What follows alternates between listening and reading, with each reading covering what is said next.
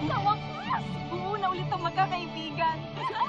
Sanga-sanga at magiging komplikado ang relasyon ng magkakaibigan sa gitna ng ikalawang pandaigdigang digmaan. Ito ang magiging sentro ng kwento ng family drama series na Pulang Araw. Ang mga kwento ng mga tauhan, bibigyang buhay ni na Barbie Fortesa, Sanya Lopez, David Licauco, at Alden Richards, with Dennis Trillo in a very special role. Siguradong aantig sa damdamin ng mga manonood.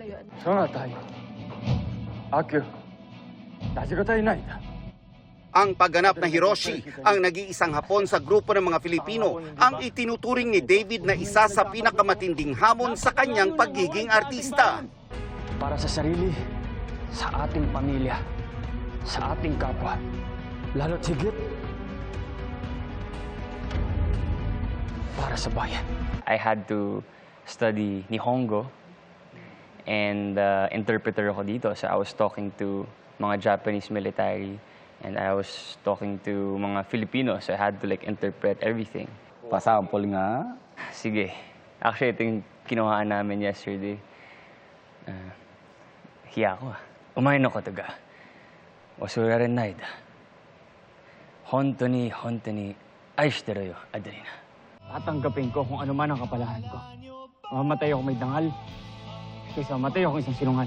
Sumabay daw si David sa tindi ng emosyon na ipinuhunan ng kanyang mga kasama sa serye. Nangayak-yak ng konti, tapos ayun, ginawa ko, sumigaw lang ako. Actually, yun kasi yung pinaka-nahihirapan ako talaga na gawin sa acting dahil hindi talaga ako sumisigaw kasi nahiya ako eh.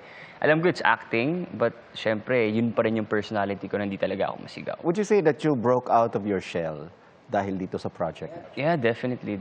Kasi I think the roles na I was given before, mostly mga mayaman, negosyante, di ba? So wala yung ganitong klaseng problems. Mas close at komportable na talaga sina David at Barbie sa isa't isa matapos ang sunod-sunod na projects. At kay Barbie raw siya humuhugot ng inspirasyon, lalo na sa mga matitinding eksena. Maraki ang ipinagbago mo. Hindi ka nakagandahan yun. Pero kinabahan daw siya sa isang eksena sa Pulang Araw, lalo't hindi raw si Barbie ang kasama. Lumayo na kayo. Pumunta kayo ng probinsya. Yung scene ko with Alden, I think yun yung pinakamahirap na eksenang ginawa ko in my life. Dahil roller coaster of emotions eh.